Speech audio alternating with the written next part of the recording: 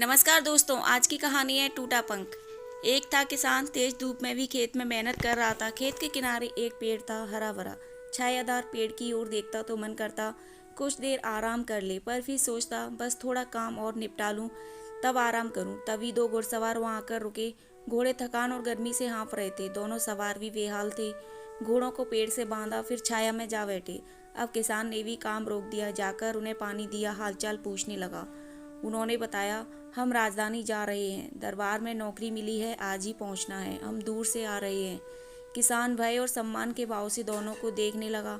उसने तो बस राजा का नाम ही सुना था, राजधानी के भी किस्से ही सुने थे। उसे अपने काम से ही फुर्सत नहीं मिलती थी। दोनों घुड़सवारों के पास भोजन था। उन्होंने भोजन किया, तभी चिड़ियों का झुंड आकर जूठन चुगने लगा। पेड़ की शीतल छाया में बैठकर चिड़ियों की चहचहाट सुनना किसान को अच्छा लगा, लेकिन तभी आनंद में बाधा पड़ी। दोनों सवारों ने एक एक पत्थर उठाए और चिड़ियों पर फेंके। एक को छोड़ बाकी चिड़ियां उड़ गईं। वह इसलिए नहीं उड़ सकी क्योंकि पत्थर लगने से घायल हो गई थी। टूटे पंख पर खून दिखाई दे रहा था। किसान का मन हुआ कि उन्हें कुछ कहे, भला चिड़ियों ने उसका क्या बिगाड़ा था, लेकिन चुप रहा। राजा के नाम से वह कुछ घबरा गया था। वह देखता रहा। दोनों व्यक्ति उठे और घोड़ों पर बैठकर वहां से चले गए। किसान ने घायल चिड़िया को उठाकर खून साफ किया, लेकिन पंख टूटने के कारण वह उड़ने से लाचार हो गई थी। किसान को उन घमंडी घुड़सवारों पर गुस्सा आ रहा था, लेकिन वह भला क्या कर सकता था।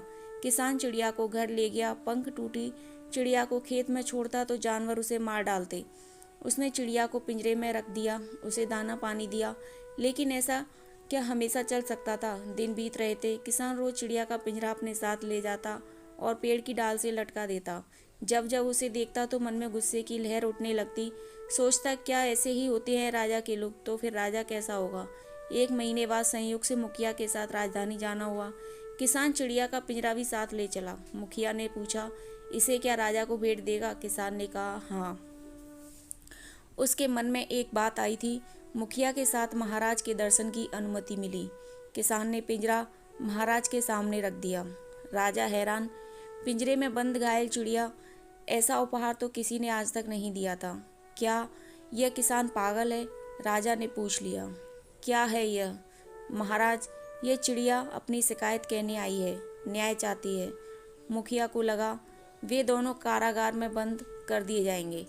किसान को साथ लेकर पछता रहा था। पूरी बात बताओ, राजा ने कहा।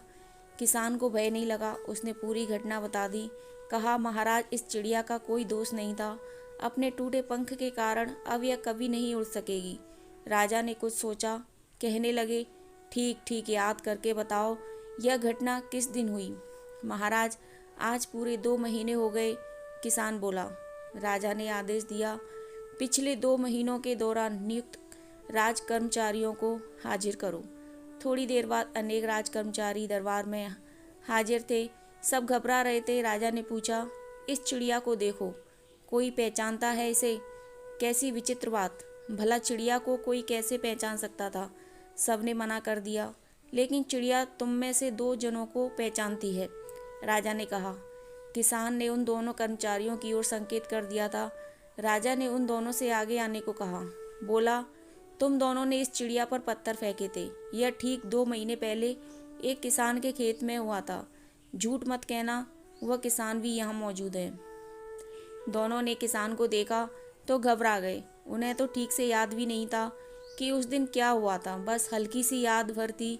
लेकिन किसान और पिंजरे में बंद चिड़िया को देखकर पूरी घटना याद आ ही गई। वे कुछ बोल न सके, सिर झुकाए खड़े रहे। फिर कहा, हमसे भूल हुई, क्षमा दीजिए महाराज। कभी नहीं, मेरी नौकरी में आने से पहले ही तुमने इतना अहंकार आ गया। जो कुछ तुमने चिड़िया के साथ किया वही जनता के साथ नहीं करोगे, इसका क्या ठिकाना। मैं तुम्हें इसी समय नौकरी से अलग करता हूँ। आज अंधेरा होने से पहले राजधानी छोड़कर निकल जाओ, नहीं तो कड़ा दंड मिलेगा। दोनों अपराधी सन्न खड़े थे। दरबार में खामोशी थी।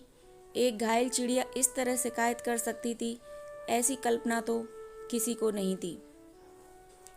किसान संतुष्ट था और पंख टूटी चिड़िया इस सब से बेखबर पिंजरे में फुदक रही थी। राजा ने किसान से कहा, इन अपराधियों को दंड दिलवाकर तुमने इनाम के लायक काम किया है। बोलो, क्या चाहिए। महाराज, मेरा इनाम तो मिल गया। चिड़िया नहीं जानती, लेकिन उसे न्याय मिल गया है। मुझे और कुछ नहीं चाहिए।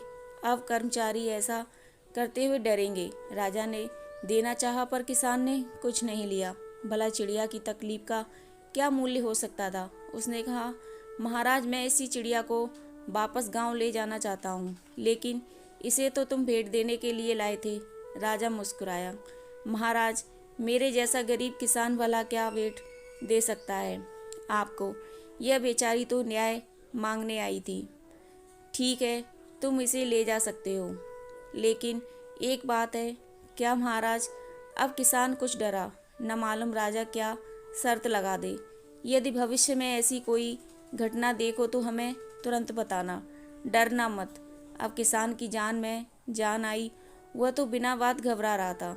उसने हंसते हुए सिर झुका दिया। अगले दिन गांव पहुंचा तो राजा से मिलकर आई चिड़िया को देखने सारा गांव आ जुटा। किसान के पैर जैसे धरती पर नहीं पड़ रहे थे।